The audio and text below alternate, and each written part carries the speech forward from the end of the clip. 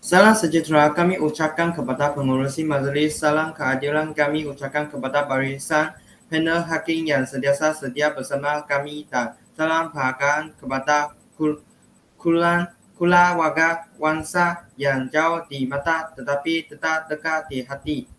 Kami merasa amat bersyukur kerana berpeluang untuk menyertai pertandingan pidato ini. Tajuk pidato pada hari ini ialah rukun negara sebagai prinsip persatuan demi kejayaan dan kestabilan rakyat.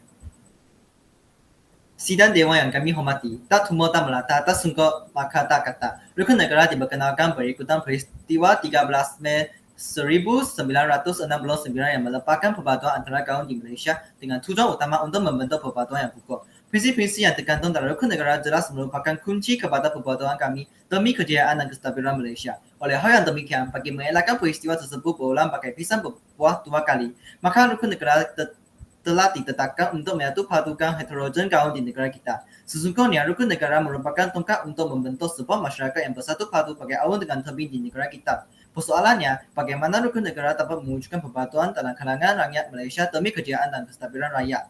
Kupasan idea adalah berlingkar pada 3 prinsip rukun negara sebagai Prinsip rukun negara yang pertama, kepercayaan kepada Tuhan merupakan wahana yang ampuh sebagai teras perbatuan negara. Ini adalah sebab rakyat Malaysia terdiri daripada variasi kaum iaitu Melayu, Cina, India dan etnik lain yang digabungkan di bawah panji Malaysia.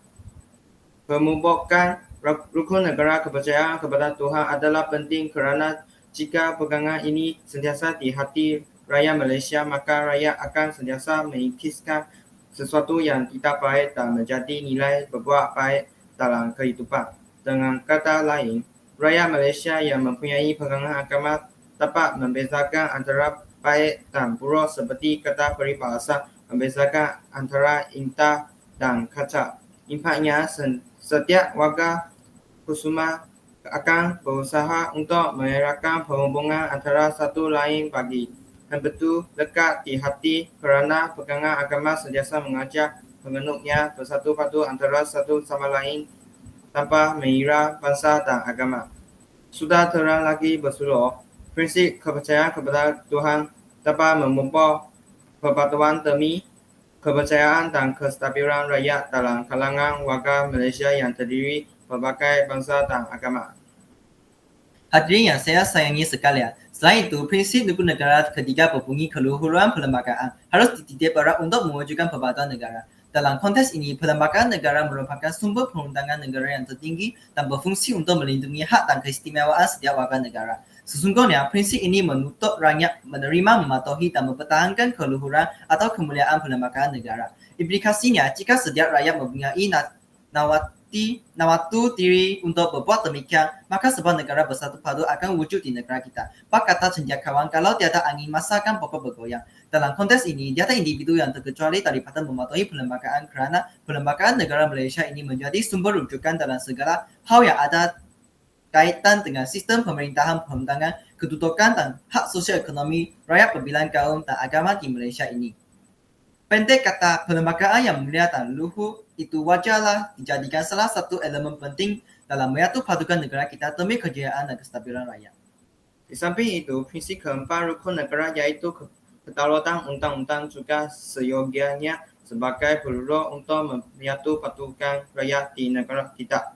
Hal ini berlaku demikian kedudukan undang-undang sesebuah negara akan menjadi kuasa tertinggi yang mesti dihormati dan dipatuhi oleh semua pihak atau lapisan masyarakat. Jika undang-undang sentiasa dipatuhi oleh rakyat Malaysia, maka penyalahgunaan kuasa tidak akan berlaku kerana setiap hukuman yang dikenakan kepada rakyat harus berasas bukti yang kukuh, berpastikan peruntukan undang-undang yang jelas.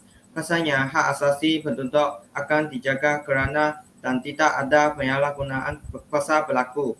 Dengan kata lain, hanya satu set undang-undang digunakan pakai untuk memberi perlindungan penghukum semua orang tanpa pengecualian atau tanpa perbezaan, tidak mengira status atau kedudukan individu dalam masyarakat. Kesannya, rakyat akan bersatu padu demi kejayaan dan kestabilan rakyat kerana pengandirian di bawah undang-undang yang mulia tidak akan berlaku. Pendek kata, kedaulatan undang-undang dapat melindungi hak asasi rakyat Malaysia dan membentuk masyarakat yang bersatu padu tanpa perbezaan haknya di bawah prinsip kedaulatan undang-undang. Para hadirin yang dihormati, sebagai penutup bicara, prinsip-prinsip rukun negara yang merupakan azimat persatuan negara kita demi kejayaan dan kestabilan harus sentiasa dihayati oleh semua warga di negara ini.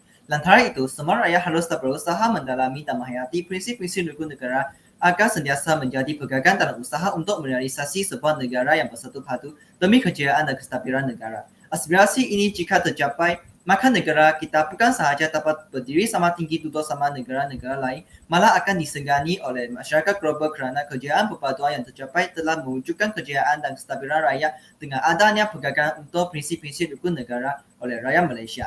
Sekian, terima kasih.